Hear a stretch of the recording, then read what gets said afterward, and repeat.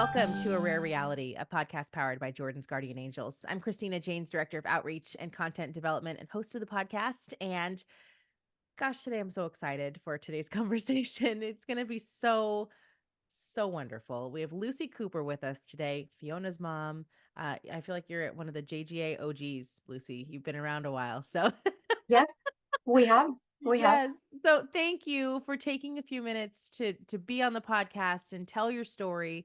I'm thrilled. I'm so thrilled you're here.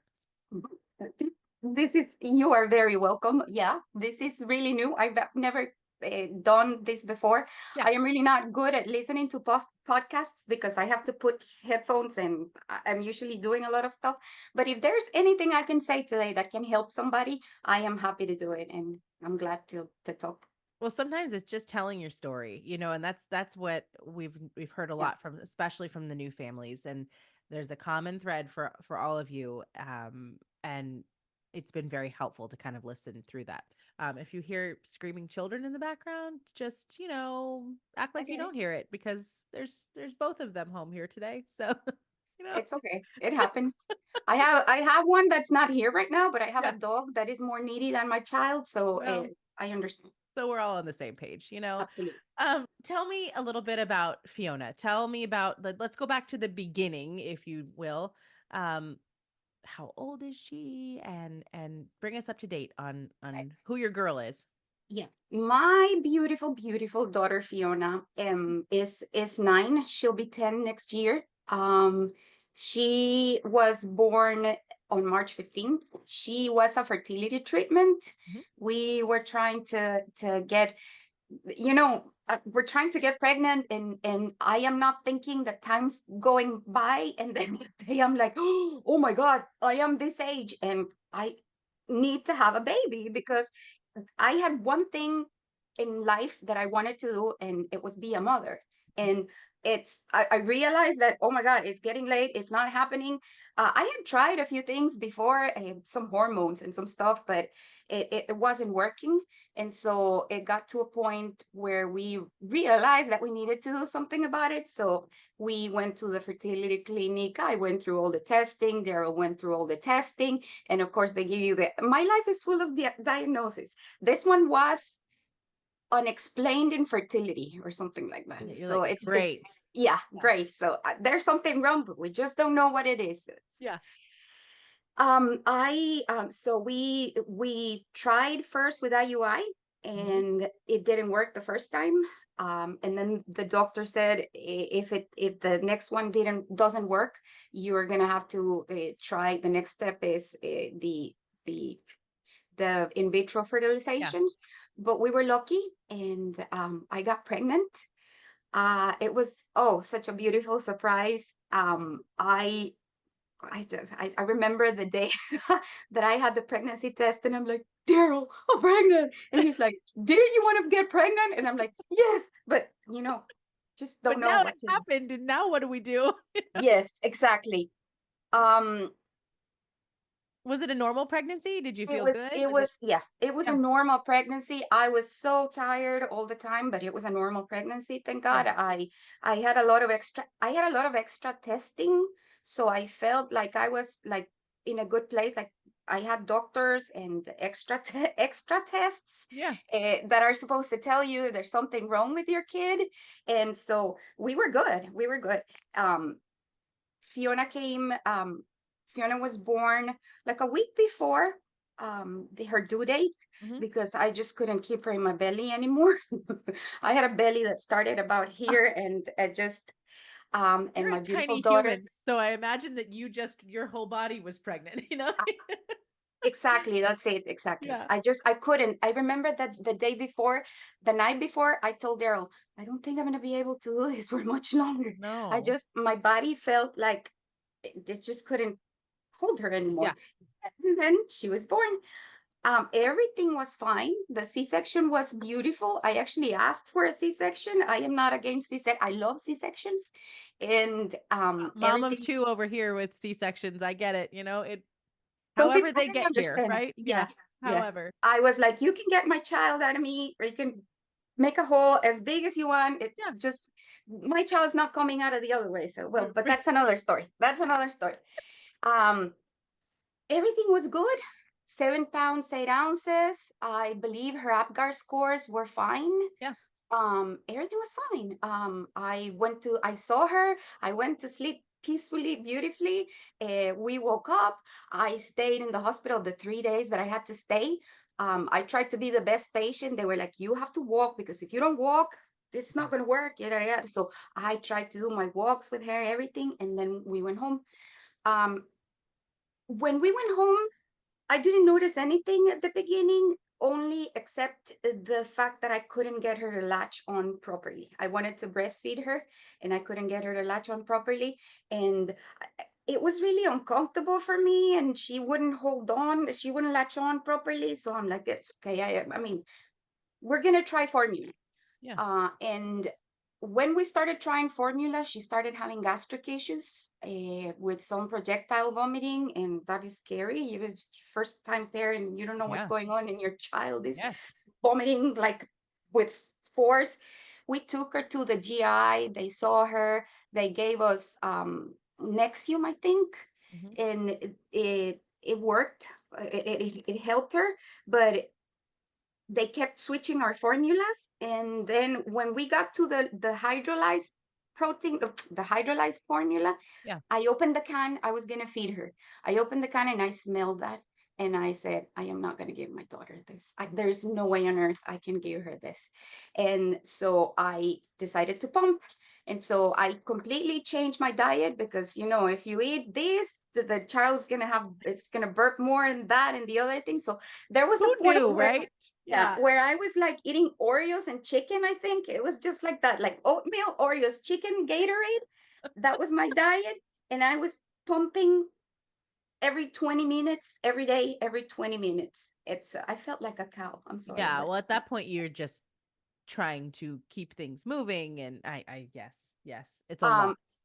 two things happened there. I was connected to the pump all day. I was able to breastfeed my daughter, well, to give my daughter my breast milk for a year. Yeah. So I pumped for a full year. When I hit a year, I hung the pump away and I'm like, that's it. We're done. Never again. We are done. Yeah. Yes. And I learned that crying over spilled milk is true. It's It is, absolutely true. it is Yes. a real thing. You never would have thought, but I several times I was standing in the kitchen and my husband would come in and go, "Are you okay?" I'm like, "No, it's all over the kitchen." I mean, you've worked so hard. And then it turns out So that your hard. some milks produce a hormone after you pump them, that makes them taste like soap. Yes. So if you freeze it, Yep. your child's not going to drink it, and my child was not going to drink it. So I had to pump the milk. I had to briefly warm it. I Mhm. couldn't boil it because it would lose all the vitamins and Yep. everything. I had to scald it, and then I had to freeze it. But when I learned that, I had 4 months of breast milk frozen in my uh, Freezer, freezer. yeah. I had to throw that away. So yeah, I was like, I know it's "Mm." heartbreaking. It's like, what Yeah. now what? Now what do we do? Um, we So, started. So go ahead. yeah, no, so you're on this journey, you reach a year, she's been, having breast milk, she's been doing okay. Were you seeing Actually, any no. signs? It was before a year. Yeah. She was the sweetest child. She would sleep throughout the night. I am a zombie. If I don't sleep, I don't function at all. Yeah. And I felt like I was so blessed. What is this? This child, she just goes to sleep and just wakes up, has a bottle, and then sleeps until the next morning. This is so Yeah. beautiful. That was one sign. And then when she was 3 months, we woke up one morning. I had decided that I was gonna go work as a judge at a CrossFit competition. Mhm. And so it was like my first time going out, going back to the gym I used to go to. I was all excited because I was going back.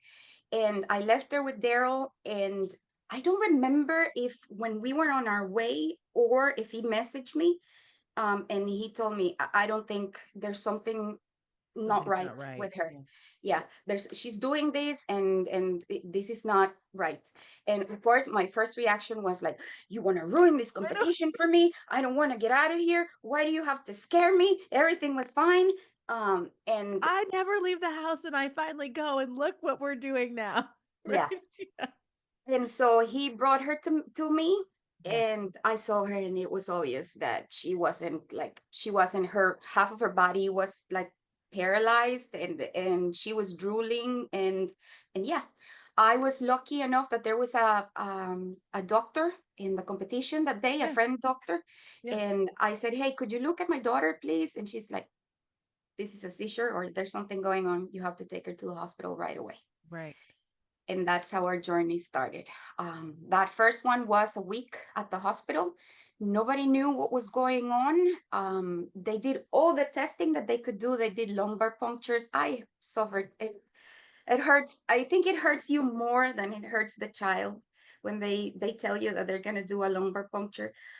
We didn't know what was going on. I cried and cried, and they keep doing tests and tests, and nothing showed up abnormal except her organic acids, her urine organic acids. Yeah. Sometimes her methylmalonic acid was high, other times there was something that was off.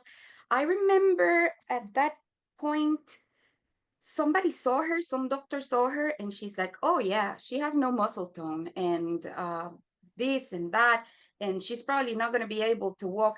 But when I think I blocked those things, because it was such a Yeah. shock to realize that my daughter was having a seizure and everything, and they start telling you these things, and I'm like, I'm not, I You're cannot like, deal no, with wait a this. minute. I need one thing at a time here because I, this is a lot. And you can't, what do you mean that she's not going to walk? I mean, that's the thing is that you think, well, no wait, muscle tone. What is muscle tone? That's like, I have yeah, no idea. What are you she's a talking about? baby. And I know, Yeah. and especially as a first time parent too, how do you know? You think, I mean, she's doing the things that you would think that a baby would do.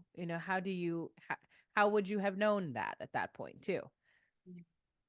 After that, so yeah, that was a week at the hospital. I think they referred us to a geneticist at that point Hmm. because they couldn't find out what was going on. But everything is really blurry to me, and that's one of the things that hurt the most. That because it was such a shock, I think my mind just erased everything to Yep. protect me, Yep. uh, because it was so difficult. It was such a hard time.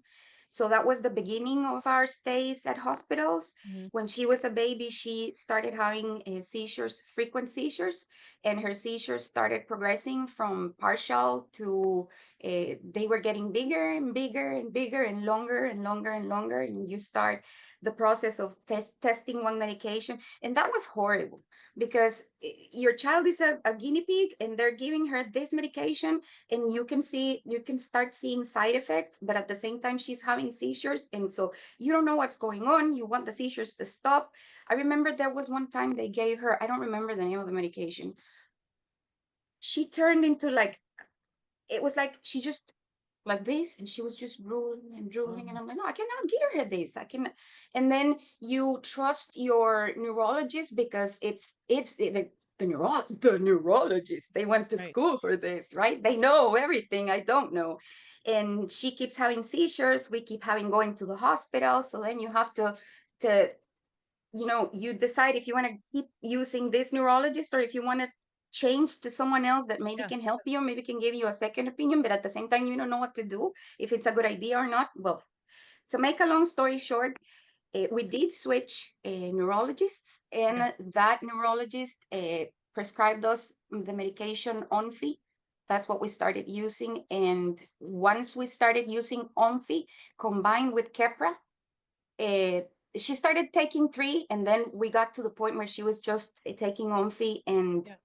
Kepra.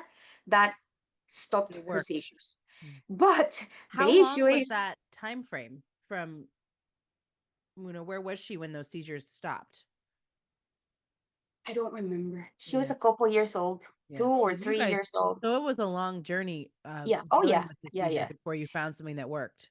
and throughout this time the seizures are getting worse and are different every time. So they started with her shaking moving one hand and drooling a little bit, and they started progressing until they turn into full-blown seizures, and she starts turning blue because she doesn't breathe.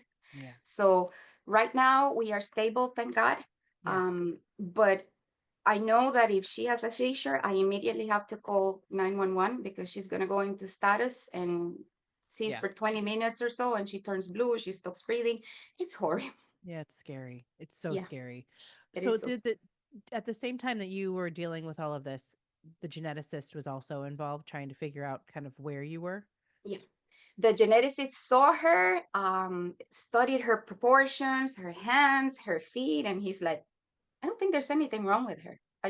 She has seizures, and we don't know why she has seizures, and we may know and we may not know. He kept doing the organic acids testing. They kept popping up abnormal. Mhm. And then at that point, he's like, okay, we're gonna do a test called a microarray and see if there are any genetic mutations. I doubt there's gonna be any. They did it and it was negative. And he's like, okay, there's one more thing that we can try, which is the genome sequencing. I guarantee you, I give you, it was like 96 or 98% probability that nothing's gonna show. But we can try doing this. And we were fortunate enough, because that's expensive, and at that Yeah. time it wasn't like something that was normally done. We were fortunate enough that we got, I don't remember if it was, I'm sorry, I don't remember, but I really Yeah. don't remember. Yeah. I don't remember if it was, we got the insurance to cover it, or because it was so new, we were able to do it. Uh, They, and they gave us a pass if they could use our genetic information. oh, my husband is here and he There's says they Daryl. gave, yeah, Hi, they Daryl. gave us they gave us a I- pass if they could use her genetic information. And when it comes to that, I am really open. Yeah. If what we're going through can help anybody, go ahead and share Yeah. information. If you need her blood, if you need my blood, whatever you need, as for the benefit, for the good of Yeah. science. Yeah. So they did that, and I remember that that is a day I will never forget. We were at the doctor's office, and we were waiting for the results to get to the doctor, and we were sitting, and he's like, I don't think, like I told you, I don't think nothing's gonna pop up, this and that and the other thing. And then a door opens, and somebody gives him a piece of paper, and he goes, oh. Yeah. they Oh. Yeah. oh, there is something wrong. She has this genetic mutation, and it is associated with mental retardation. That's the rest I didn't hear. Developmental delay, mental retardation. I didn't hear the rest because I was in shock. Um, there is You're like, three wait, what? articles. Yeah. There is three articles, and it in PubMed that you can go read to see if you want to read them, find information about it. And there's this group on Facebook, if you want to check it out. That was it. Thank you very much. Bye bye. You're like, no, well, sure, thank you, but now what? Now what do we do? It's so funny. That's the common thread here on all of your stories when all of you are talking about it. It's like, oh, look, this is your result. Now, here's some people on Facebook. Okay, I mean, you hope that there's more to that, and thank goodness now there is, but you guys were relatively new to finding JGA. I mean, the group was in its infancy. We were number 13, I think, when we Yeah. joined. When Yeah. after we joined, I joined, but I couldn't bear myself to look until like after a month ago. Yeah. When I felt like I was strong enough, because I got home that day, and the first thing I know was to go to PubMed. I did was to go to PubMed and open an article and start reading it. Yeah. And I wanted to die. I just that's the day I saw my dream just crumble into pieces and fall to the floor. Yeah. And that's the beginning of the story. And it's one of those things where it's devastating on so many levels to think, okay, everything that I had hoped for is now very different than what we had hoped for. But then what comes next for you? Because it would be easy to say, to shut everything out, but at some point you said, okay, now what do we do next? What comes next? So you did find the group. I did. I cried for a full week first. Mhm. Of course, it was really hard for me because I don't have my parents here with me, and I'm really close. We're really close. Mhm. And so I tried talking to my parents, but they didn't understand what was going on. And they're like, no, no, no, everything's going to be okay. Don't worry. I mean, it being told that your child has a disability, I can't describe it. And I guess they were trying to be positive, or they didn't understand what was going on. It was such a, I don't have the words to describe it, such a cataclysm. Yes. And then I gathered the strength, joined the group, and I was so we joined and we started like seeing, and we started, but still I was a little bit, I didn't want to look into things because I'm like, is this how my child's going to be? Is this what's going to happen? And you start thinking and you don't stop. And so at the beginning it was difficult, but then we were invited to the first conference, and then we went to the first one. This is my other child. um See, he's really needy. it's so cute. For those of you who are listening and can't see, he's a very, very cute dog. What's his name? Dexter. Oh, hi Dexter. Welcome to the Dexter's podcast. 15. Hi, Dexter. Say Oh, hi. Dexter, you look good, Yeah, he does. He does. So you go to the first family conference, and what was that experience like for you? Because you've been to the other conferences when new families come in, and everyone is just they spend 3 days bawling their eyes out, and we have to say to them, like, this is what happens. I promise it's going to get easier. You found your group now, one step at a time. But what was it like for you guys? I think the first one was very different because we were getting to know each other. And it was so few of us, and we didn't know anything basically. And so we got there. I honestly didn't want to see anybody at the beginning. I didn't want to get out of the room. I didn't want to see anybody. I didn't want to talk to anybody. It makes it And real, huh? yeah, yeah. And I remember then when I looked at everybody, I'm like, why are these people happy and poised? And why are they calm? My world is falling apart. I want to rip my hair out and just run screaming. Why are they happy and nice? So it was a shock. Then we got to the point where we started talking and the bawling started, and that's when we started like getting closer. But at the beginning it was a shock, and that's my first memories. Why is everybody so happy? Why does it look like their lives are so structured, and mine is falling apart? Why am I so different? What is going on, right? Mhm. I get it. I understand that completely. You feel like, hold on a minute. I'm not personally okay. I don't know that maybe anybody is really okay, but everyone's trying to sort of forge this path forward. So how do you make those inroads? Um, I think one of the most positive people I have ever met when it comes to all of this is Carol Backhouse, because she sheds a different light on this for so many people. Was that experience the same for you? Correct. Mhm. I didn't know that I was gonna meet such amazing people. Mhm. Okay, that is it's just such a stroke of luck Yeah. within everything, because the moms that I met at that point were amazing. and Mhm.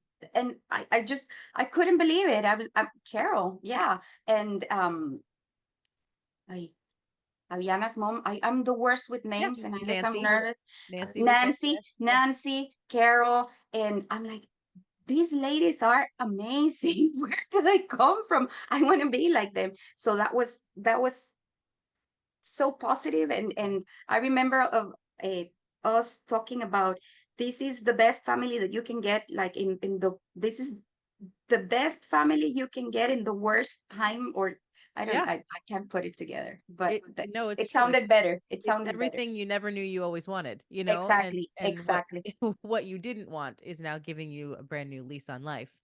What was that support like for you guys? Was it when you left that conference, were you feeling better about where you were? Absolutely.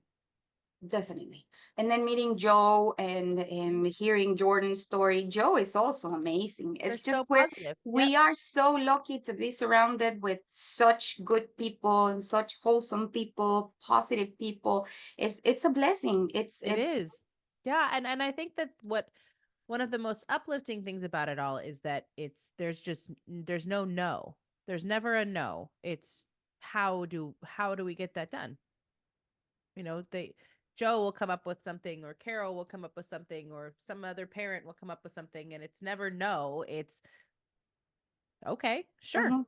We'll This is try. it, Try. let's give it a whirl. Let's see what we can do. I mean, and nothing yet has been a firm and hard no. And I think that's such a beautiful thing. It's so positive in that way. You just keep going. We're just gonna do it. Brittany also. I'm sad that we don't have her anymore with us, but I'm happy that she's pursuing her goals and she's so happy. But she was so helpful, and so it was definitely a shock. This is so bad, but these people are so encouraging, and it's good. So we Yeah. left feeling our hearts were feeling better when we left because we knew that at least we had somebody that was like us. Yeah. And lots of somebodies, to be honest. It's um how is Fiona today? How is she doing? She's doing okay. Yeah. My daughter's issues are mostly behavioral. She is extremely stubborn, and so she only wants to do what she wants to do when she wants to do it. I understand her. I understand her. She's not friendly in the mornings. Uh-huh. Sometimes I understand her also. Uh-huh. We've had difficulties here in Florida. I didn't know. I was reading. We were looking at statistics the other day. Florida is the ninth state where is the worst to raise a disabled child. Oh, It's really? it's I it's did not know interesting. that. Yeah. Yeah, it's interesting. And so we've had difficulties. We used to live in South Florida, Mhm. and we had a lot of things available there, but then we moved because of work. So we moved to Central Florida and to a beautiful, beautiful area. I love it. Completely, it's more suburban, more rural.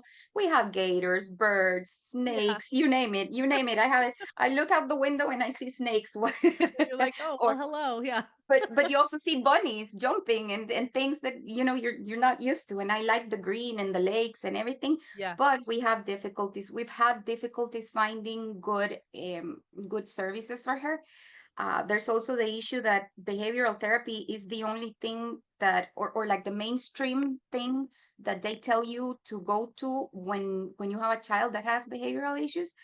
uh, but sometimes, I mean, it's scary because I read opinions against behavioral therapy Mhm. and how they supposedly traumatize your child and this and that, and they're super bad.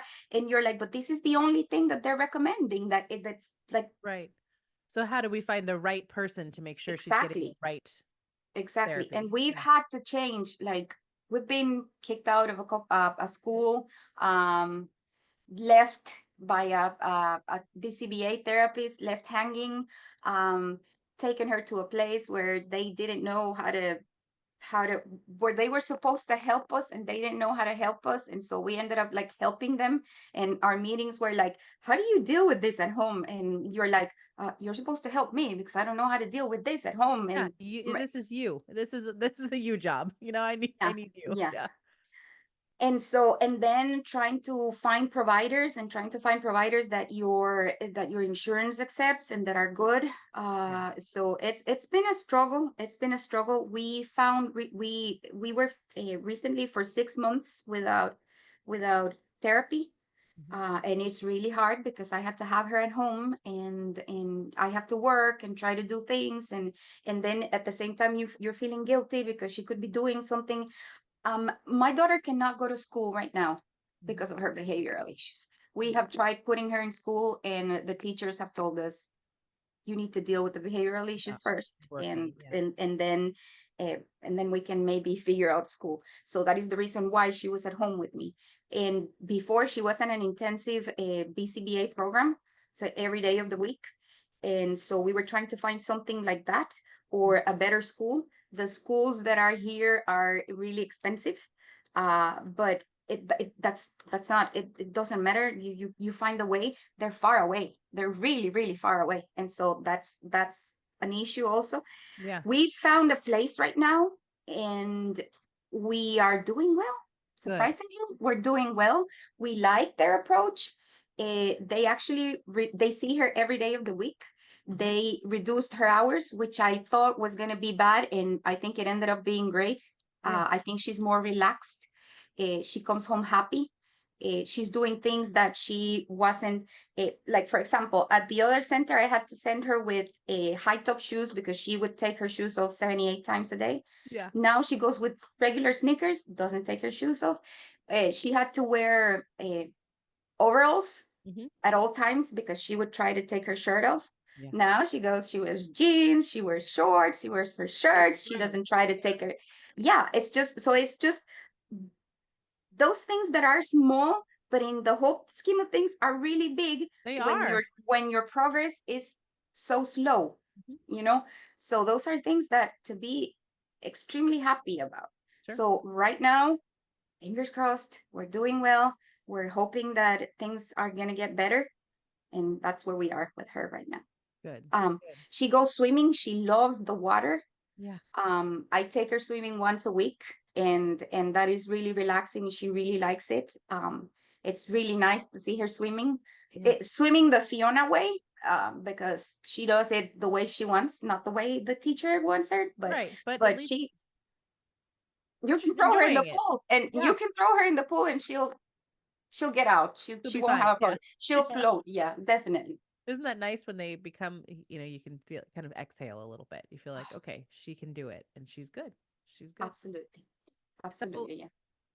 Yeah. one of the I think one of the most poignant moments of the family conference in Boston in July was when you got up in front of the whole room and really and truly were so vulnerable and so open and so honest about, mental health and how hard it is to, be a parent of a child who has something going on, whatever that may be, and you guys have been through it. It's been very hard, but you reached that room in a way that few people have. And if you haven't seen it yet, I will make sure that you guys can have access to that as well. It's in the clips on YouTube. But Lucy, it was amazing. And it was just so raw. Can you talk about like what that was like for you and a little bit about what you said and why you felt like you had to say it? Like I said, Mhm. from the beginning, I didn't understand why I felt like I was the only one whose life was falling apart. Mhm. And because we met such wonderful, positive people, it I couldn't understand it. And I felt like when we were at previous conferences, I'm like, but why isn't anybody feeling depressed? Why isn't anybody feeling anxious? I am anxious. What is going on? And so when Carol reached to me to and asked me if I wanted to, I didn't want to at the beginning, but then I'm like, okay, she mentioned that I could focus my conversation on mental health, and Yeah. I'm like, okay, well, if you want to know me, you have to know this because this is who I am, and I'm not good at bottling up emotions. I'm not good at lying, and you can see with me, this is what you get. So I'm like, okay, if you're asking me to tell you my story, I'm gonna tell you my story, and this is what's happened with us. And so I tried to summarize my my ordeal, and I don't mean it to sound like there's nothing positive and there's nothing. I absolutely adore my daughter. I think Great. she's the most beautiful thing I've seen in the entire world. We have so much fun together, and she's beautiful. But at the same time, I have to deal with the fact that yes, I am a mother, Mhm. but I am not a mother. I mean, I had plans with my daughter. I saw I saw us in Halloween getting dressed together, going to ask for candy.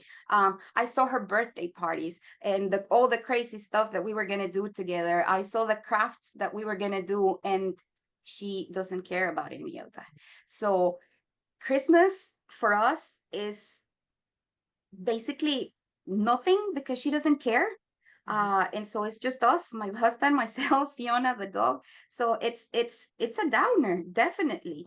And I do have that blessing, but I also I wanted her to have a brother or a sister to take care of her, and it didn't happen. So it's really hard. Among all the positive things, it is really, really hard. So that's what I wanted to convey. And I honestly don't care if people, like, if there's nobody else that feels the same way I do. This is just how the way I feel, and Yep. this is the way I deal with things. And I do so I do think though that there were many that felt the way that you did. I mean, that was it was very surprising. evident in that room that day, and I hope you felt that because I know that I certainly did for you and for others who said, "Oh, thank you. You know, thank you for being real about what you're feeling so that we can feel like it's okay to feel this way too." I do think that you've heard on multiple occasions from talking to families and telling their stories that they have the life that they thought was going to be has been something that they've had to grieve, and they've Mhm. had to grieve and try to let that go.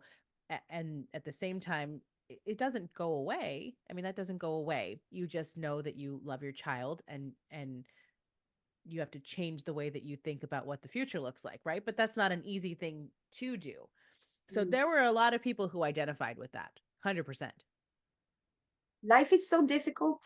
It's already so difficult, and there is no reason why you should feel bad and you should feel alone. And no, no, it's not you. We all need to look for happiness, and so I was also hoping to convey that. I mean, there's no reason why we have to feel like this. There's things that we can do. We can try to, work on things to make them better, because it's not fair. Nobody should feel like this. Nobody should have anxiety. Nobody should feel depressed, because it's awful. It's awful. Mhm. So So what is your, what are your some advice for the families who listened to you that day or have listened to you since then on in the YouTube clips, or what's your advice for the families that are, really feeling like it's heavy right now? it's okay to say that you can't deal with things. Mhm. It's okay to admit, and to admit to yourself that you're not feeling well. It's okay. It's that nobody's gonna judge you for that. And if they judge you, then good for them. They can do whatever they want. I mean, if the head of the family is not working, the rest of the family is not going to function properly. So you need to work on yourself, and in the end, you are the only one that's going to be able to get yourself out of the hole you're in. Because I can tell you whatever. I can tell you go to a therapist, take medication, find support groups, whatever. But in the end, it's your own strength and your own determination that's going to get you out of where you are, and it's going to allow you to move on. But it's okay to say that you need help, and it's okay to take time off. And even if you have to struggle with feelings of guilt, it's okay. You got to do what you got to do to stay alive. I mean, And keep your head above water and not feel like you're, it's very overwhelming, and find ways to try to keep yourself moving forward. We talked a lot about self-care too, and the importance of finding something that works for you, whatever that may be. What works for you? um exercise. Yeah. Exercise used to is a great way to get rid of your emotions and pent up anger. It's great. But the problem with me is I exercise so much that my body one day said, okay, dude, you can't do this anymore. You're Yeah. going to fall apart. And so right now I'm resting a little bit because my body is asking me to rest, but exercise is a good idea. But also, exercise is not only the way I exercise, because the way I exercise is all or nothing. Yeah. You can go for a walk, you can find a pool and swim, you can dance. Yeah. sometimes turn on music and I just dance around the house while I'm doing the dishes or doing stuff, and I feel like that helps me. Mhm. I do crafts. I'm constantly figuring out what to do with whether making bracelets or painting or crocheting or whatever, because you have to keep your mind busy. Yeah. Because you cannot let your mind start thinking about things, because you're going to go back to the hole where you were at. Yeah. And do not think about things at night, Yeah. because nights, yeah, because at night everything looks worse, way worse than it really is. And it happens when you're at night, you can't sleep, you're thinking about this, you feel so bad, you feel so alone, and then I don't know, the next morning you open your eyes and just seeing the sunlight makes you or gives you a different perspective. Oh, maybe it isn't as bad as I thought it was. Maybe there's something I can do about it. So first, keep your mind busy, doing whatever. If your hobby is metal detecting, go metal detecting. Heavy metal is my thing. Oh, I jam all the time in the car. I sing out loud. I don't care. I do what I have to do so I can feel happy and I can release energy, and that helps. This guy also helps. Yeah. I always wanted a lap dog because I needed a lap dog. Mhm. So it's a we have a codependent relationship. He He needs gets me you. and I need him. And so Yeah.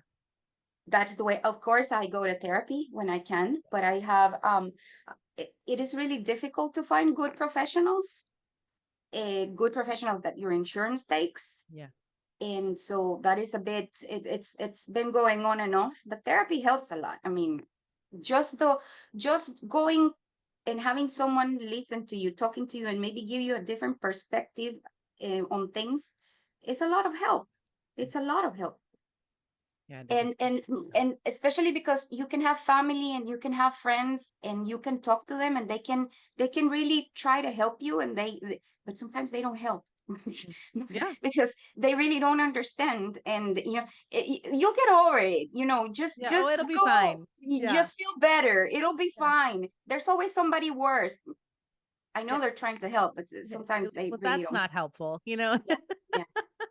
Yeah, I think it's just finding your way, finding something that works for you in order to feel like you're getting that release and figuring out your path forward too as and your own individual path because nobody's going to be the same, but hopefully, being able to tell these stories and work through it, I think that others will think about that as well. I mean, it's always helpful to hear what works for somebody else. And don't let yourself get lost in don't lose yourself in everything, Mhm. because don't lose your own identity. There was a point where I realized, I looked at myself in the mirror and I'm like, who is this? This is not you. I mean, these dark circles and these gray hairs, this is not you. What's going? Take care of yourself a little. Sometimes it's so difficult, but hell, getting your hair fixed, Mm. getting your nails done, um, you know, small things like that, or doing things that remind you who you were before all of this happened. That is also good help. And it doesn't mean that you're not paying attention to your family No, and that you're not, you should feel guilty because you're not taking care of your child. No, no. no. We are individuals and we need to preserve that. It's really important, I think. And you need to take care of yourself so that you can take care of others too. Exactly. What's Correct. your message for our new families who are here? You've been here, number 13, we think, somewhere along those lines. Like we have grown exponentially in the last few years, and every week we're inviting new families, and what's your message for them? Hold on to the hope Mhm. that help is coming.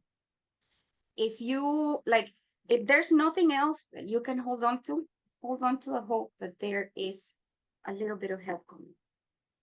We are extremely lucky.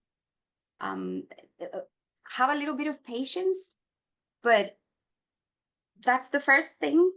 Because sometimes you feel like there's nothing, you don't have anything going for you, and everything is so scary, and the future is so scary. You have to put away those thoughts, put them away, lock them up in the back of your head, and you have to hold on to something, whether it's faith, whether it's whatever. In my case, is hold on to the hope that we are soon going to make a breakthrough, and that is going to help us. And I'll take whatever we can get.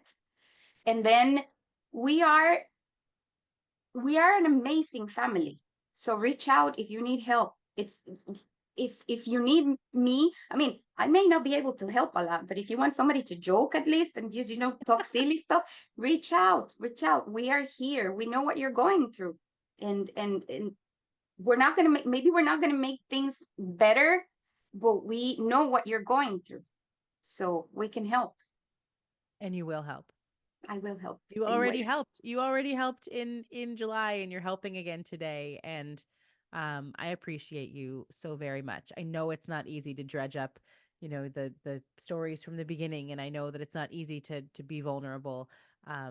But you continually do that for our families, and are willing and able to be honest, and I appreciate that so very much. I appreciate you too, because I am so happy that we're surrounded with such amazing people. I couldn't ask for more. It's Well, absolutely beautiful. the future is so bright, and we're closer than ever to changes coming. It's really it is coming. So that's we all hold on to that hope that we're, one step closer every single day. Need a bit of patience, but we'll get there. We'll get there. Exactly. Lucy, thank you. Thank you so very much. I appreciate you. We have more conversations coming in the future, I feel, because there's good things that can help a lot of people. And I think that, Anytime. you've got that in here. It's deep inside. There's so many good things. So you're the best. I appreciate you. Oh, you are the best. Thank you so much. So fun. For all of you out there who have not heard other podcasts, we have lots of family stories this season. So please take a minute, listen to those. We have 4 seasons now of podcasts to be listened to. They're on YouTube for translation services. The videos are on our website, jordansguardianangels.org, and they're located also on any kind of podcast platform that you could possibly want to listen to. So I'm gonna have to start listening to I know podcasts. Yeah, you might be at it for a absolutely. while, right? So Absolutely. Yeah, you guys definitely. take a listen. Let us know what you think. And every other Monday, we'll have a brand new one for everybody. So thank you, Lucy. Again, thank you so much for your time. And thank you all for listening. And we'll be back very soon. I promise. Have a good day. Thank you. Thank you for everything you do. Bye-bye.